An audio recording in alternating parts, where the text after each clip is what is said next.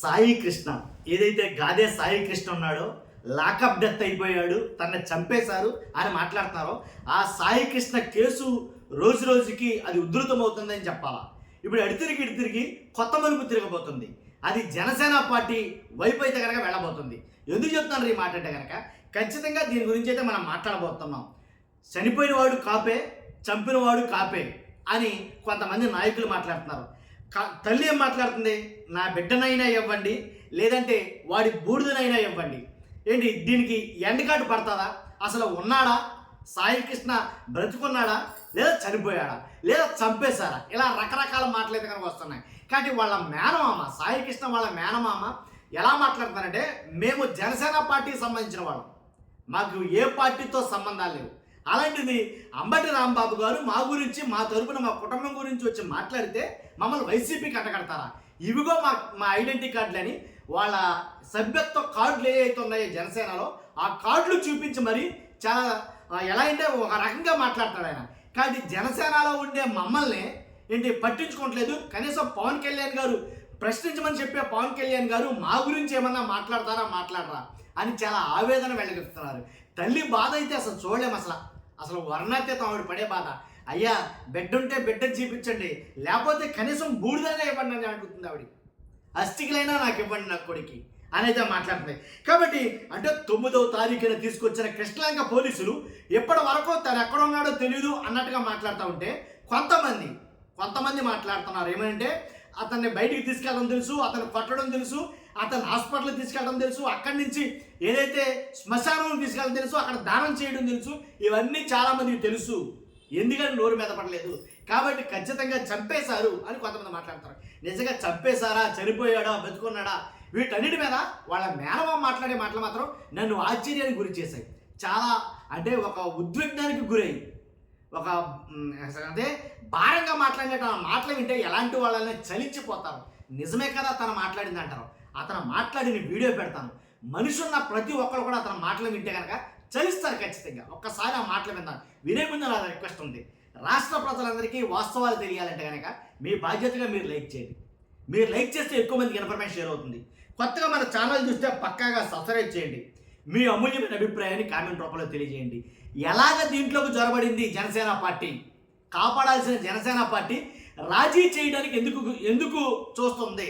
ఎవరైతే జనసేన తూర్పు నియోజకవర్గ ఇన్ఛార్జ్ అంబిశెట్టి వాసు ఉన్నాడో, ఎందుకని ఆ సీఐ ఎవరైతే నాగరాజు అనుకుంటా ఆయన్ని ఎక్కించుకుని కారులో తిరుగుతున్నాడని ఆయన మాట్లాడుతున్నాడు. కానీ ఎందుకని రాజీ చేయాలనుకుంటున్నారు అంటే ఇంతేనా? ఒక తల్లి కడుపు కోత ఇంకెవరికి పట్టదా? అతని మీద కేసులు ఉంటే ఉండొచ్చు కాక, 1, 2 కేసులు ఉన్నాయన్నారు. కేసులు ఉన్నంత మాత్రాన చంపేస్తారా? కేసులుంటే మనిషిని కాల్ చేస్తారా? కాబట్టి కేసులు లేని వాళ్ళు ఎంతమంది? ముఖ్యమంత్రులు లేదా మాజీ మామ వాళ్ళకే, మహామౌలికే కేసులు ఉన్నాయి. కాబట్టి మాజీ ముఖ్యమంత్రి జగన్ గారి మీద లేవా? చంద్రబాబు నాయుడు గారి మీద లేదా? లేకపోతే లోకేష్ గారి మీద లేవా? పవన్ కళ్యాణ్, ఇలా ప్రతి ఒక్కరి మీద కేసులు ఉంటాయి కదా. మరి అలాంటప్పుడు మా బిడ్డ మీద కేసులు ఉన్నంత మాత్రాన అతన్ని దేశద్రోహిగానో లేకపోతే సంఘద్రోహిగానో చిత్రీకరించాలని చూడటం తప్పు అని తల్లి, మేనమామ, వాళ్ళ సంబంధికులు ఎవరైతే ఉన్నారో వాళ్ళు మాట్లాడే మాటలు వింటే నిజంగా చాలా బాధ అనిపిస్తుంది. ఒక్కసారి ఆ వీడియో చూడండి, మీకు అర్థమవుద్ది. నారా లోకేష్ గారికి మేము పనిచేసింది జనసేనకి, మేము పనిచేసింది లోకేష్ గారికి. మమ్మల్ని ప్రశ్నించమంది జనసేన నాయకుడు పవన్ కళ్యాణ్ గారు.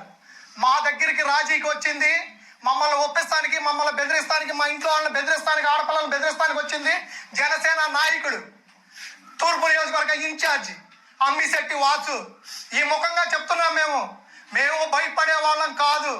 రాధారంగ మిత్రమండలికి, కొల్లకొండ శివాజీ గారికి, నరహరిశెట్టి నరసింహరావు గారికి, అంబటి రాంబాబు గారికి, మరియు లోకేష్ గారికి, అవినాష్ గారికి, దేవినేని అవినాష్ గారికి, మల్లాది విష్ణు గారికి, వీళ్ళందరితో పాటు చెన్నుపాటి శ్రీను గారితో పాటు ఈ విజయవాడ సిటీలో, నగరంలో ఉన్న అన్ని కులాలు, అన్ని మతాలు, అన్ని పార్టీలు మాకు సపోర్ట్గా నిలిచాయి.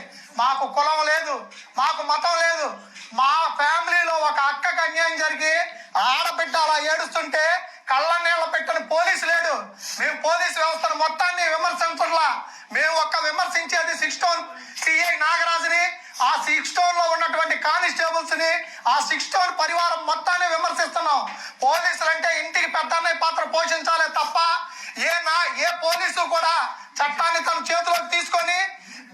తీసుకొచ్చి చిత్రహింసలు గురి చేసి హత్య చేసి నిర్దాక్షిణ్యంగా తీసుకెళ్లి దహనం చేసి వాళ్ళ ఇష్టానుసారంగా అతిథులు కూడా ఇవ్వకుండా బేరసారాలకి దిగుతూ రాజకీయాలకి రౌడీజాలకి పాల్పడుతూ మా ఓటు రౌడీ అంటున్నారు, మా ఓటు మీద కేసులు ఉన్నాయంటున్నారు. నిజంగా కేసులు కనుక చెయ్యాలి అనుకుంటే మేము ఇంతమంది ఉండి కూడా ఒక్కళ్ళ నాయకుడితో ఫోన్ చేయించామేమో మీరు కనుక్కోండి. పవన్ కళ్యాణ్ గారు మనందరికీ ఏం చెప్పారు? రాష్ట్రంలో ఎక్కడ అన్యాయం జరగమన్నా ప్రశ్నించమని చెప్పారు కదా. తూర్పు నియోజకవర్గ ఇన్ఛార్జ్ గారు మీరు ఏం ప్రశ్నించారు? ఎంతకు బేర కుదుర్చుకున్నారు? ఏ కారులో నాగరాజు గారిని ఎక్కించుకొని తిరిగారు? ఏ నాయకుడి దగ్గరికి వెళ్ళారు? మాకు జరిగిన న్యాయం ఏంటి? ఆడబిడ్డ ఏడుస్తుంది, సమాధానం చెప్పండి. ఇప్పుడు కూడా సమాధానం చెప్పకుండా కులాలకి మతాలకి రంగు పొలుగుతున్నారు కదా. అదే మందకృష్ణ మాదిగ గారు లాంటి కమ్యూనిటీకి జరిగితే మీరు అడగరా? వాళ్ళు రారా? వాళ్ళకి సమాధానం మీరు చెప్పరా? రాస్తారోపాలు, రోడ్లు, ధర్నాలు ఇవన్నీ చేస్తే మీరు అప్పుడు వాళ్ళని సస్పెండ్ చేయరా? స్టేషన్ మొత్తాన్ని సస్పెండ్ చేయాలి. ఒక దళితుడికి అన్యాయం జరిగితే డ్రైవర్ సుబ్రహ్మణ్యం గురించి అంత ధర్నా చేశారే, ఒక కోడికత్తికి జరిగితే అంత అన్యాయం జరిగిందని అల్లరి చేశారే, ఒక అమర్నాథ్కి జరిగితే అడిగారే. ఇతని మీద 4 కేసులు ఉన్న మాట వాస్తవం, కొన్ని కేసుల్లో నిందితుడుగా ఉన్న మాట వాస్తవం.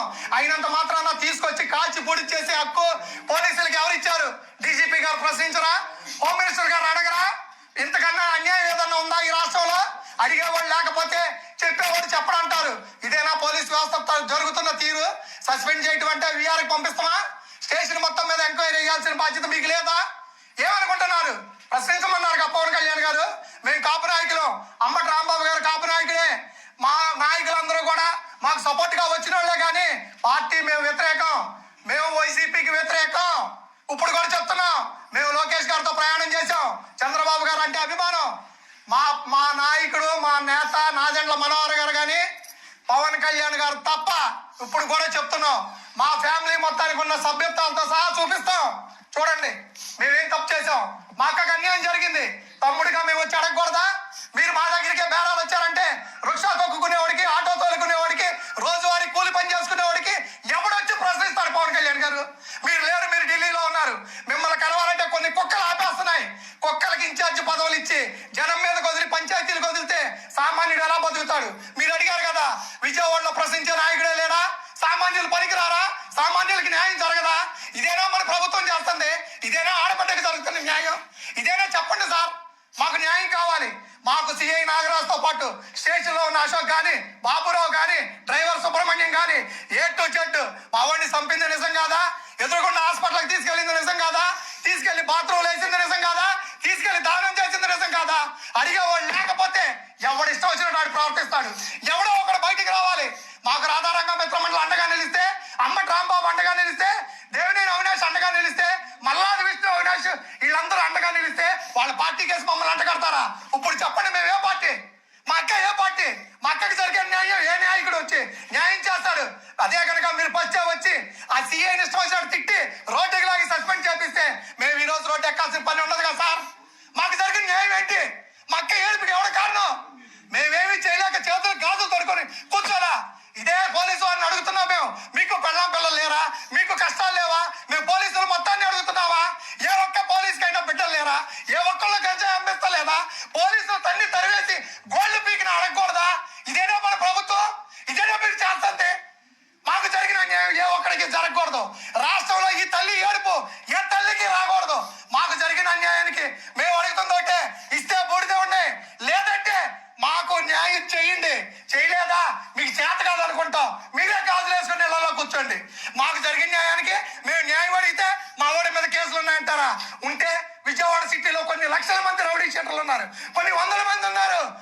వైట్ కాలర్ నేరాలు చేస్తా పంచాయతీలు చేస్తున్నారు, లక్షల కోట్లు సంపాదిస్తున్నారు. తినడానికి తిండి లేక, కట్టుకోవడానికి బట్ట లేక, అడుక్కు తింటూ బతుకుతూ 500 మేము వేస్తే 300 అడికేసి 200 తిని బతుకుతున్న తల్లి వచ్చి న్యాయం చేయమంటే కులాలు, మతాలు, పార్టీలు సిగ్గులేదు మనకి?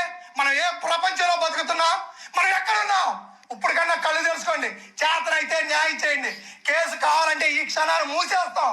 వాళ్ళని మాత్రం మీరు శిక్షించండి. మాకు కావాల్సిన న్యాయం అదే. చేతులు జోడించి చెప్తున్నా, నాదెండ్ల మనోహర్ గారు, పవన్ కళ్యాణ్ గారు, లోకేష్ గారు, అనితమ్మ గారు, మేము రాజకీయాలు చేసేవాళ్ళం కాదు. 40 ఏళ్ళ నుంచి రాజారంగ మిత్ర మండలిలో ఉన్నాం.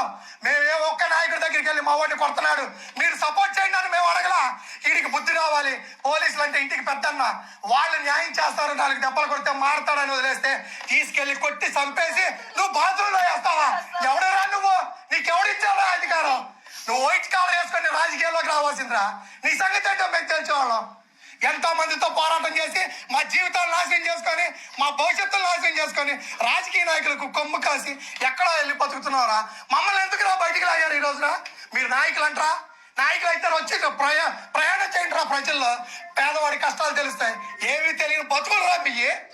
ఇంతకన్నా మీకు సిగ్గు తెరవలేదురా.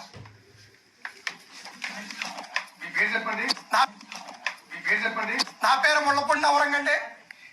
నేను రాధారంగ మిత్ర మండలి మరియు జనసేన యాక్టివ్ మెంబర్ అండి.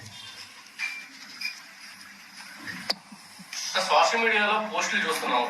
23 కేసులు ఉన్నాయి. విజయవాడ నుంచి హైదరాబాద్ లో కూడా నేర సామ్రాజ్యాన్ని నడుపుతున్నాడు సాయి కృష్ణ. అటువంటి వాడికి సపోర్ట్ చేస్తారా? పోలీస్ స్టేషన్ తప్పు ఏంటంటూ సోషల్ మీడియాలో నేను చెప్తాను. సోషల్ మీడియాలో 100 పోస్టులు పెడతారండి. ఐటీడీపీ వాళ్ళు మా వాళ్ళే పెడతారు, జనసేన వాళ్ళు పెడతారు, వాళ్ళకి అపోజిషన్ గా వైసీపీ వాళ్ళు పెడతారు. ఇది కామన్ గా జరుగుతున్న రాజకీయం. దీనికి ఈ కేసుకి సంబంధం లేదు. దీనికి అంబటి రాంబాబు గారికి, ఈ పార్టీకి, వైసీపీ నాయకులకి సంబంధం లేదు. ఇది మా ఫ్యామిలీ విషయం. మేము ఎలా పరిష్కరించుకోవాలో మాకు తెలుసు. అంబటి రాంబాబు గారు మా కులస్తుడు, మాకు అవినిగడ్డ నుంచి సుపరిచితుడు. సింహాద్రి రమేష్ గారు మా ఫ్యామిలీ మెంబరు.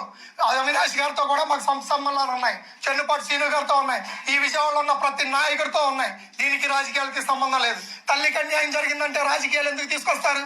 తల్లికి అన్యాయం జరిగిందంటే ఇవన్నీ ఎందుకు తెస్తారు? ఒక ఆడబిడ్డ ఏడుస్తుంటే కన్నీళ్లు కరగలేని మనుషులు కూడా ఒక రాజకీయ నాయకులేనా? దీనికి పార్టీలకి ఏంటి సంబంధం? మీరు నిజంగా నిజాయితీ పరులు అయితే స్టేషన్ మీద మీరు విచారణ జరిపించండి. సిట్ చేత విచారణ చేపించండి, సిబిఐ చేత విచారణ చేపించండి. నిందితులు బయటకు తీసుకొచ్చి 302 కేసు కట్టి మా వాడు దుర్మార్గుడు అన్నారు కదా. ఇప్పుడు సిఐ ఏంటి? గాంధీ మహాత్ముడా? సిఐ మంచివాడా? సిఐ పక్కన ఉన్న కానిస్టేబుల్ మంచివాళ్ళ? వాళ్ళు ప్రశ్నించరా? వాళ్ళు చేసే తప్పులు కాదా? మా వాడు చేసిన తప్పు అయితే సిఐ చేసింది కూడా తప్పే. అతను కూడా 302 కేసు పెట్టి అతను కొడతావు. అతను అనుచరులతో పాటు మొత్తాన్ని సబ్ జైలుకి పంపించాల్సిందే. మా డిమాండ్ రాజీ పడేవాళ్ళం అయితే, డబ్బులు తీసుకొని ఇంట్లో కూర్చునే క్యారెక్టర్లు అయితే కొన్ని కోట్లు వెనకాలేసుకొని మా బతుకులు మేము బతికేవాళ్ళం. రూపాయి లేకుండా, కట్టుకోవడానికి బట్టలు లేకుండా అలో లక్ష అంట ఏడుస్తా స్టేషన్ చుట్టూ ఒక ఆడబిడ్డ తిరుగుతుంటే, చేతకాని ప్రభుత్వాలు, చేతలేని చావలేని నాయకులు ఉన్నంతకాలం పేదవాడికి న్యాయం జరగదు. మేము కోరుకునేది ఒకటే, మా నాయకుడు పవన్ కళ్యాణ్ గారు న్యాయం చేస్తారు. ప్రశ్నించండి అన్నారు. ప్రశ్నిస్తున్నాం. ఇప్పుడు దీని మీద ఏ విచారణ చేస్తారో, ఏం చేస్తారో అంతా మీ చేతుల్లో ఉంది. అనితి గారి చేతుల్లో ఉంది, లోకేష్ గారి చేతుల్లో ఉంది, చంద్రబాబు గారి చేతుల్లో ఉంది.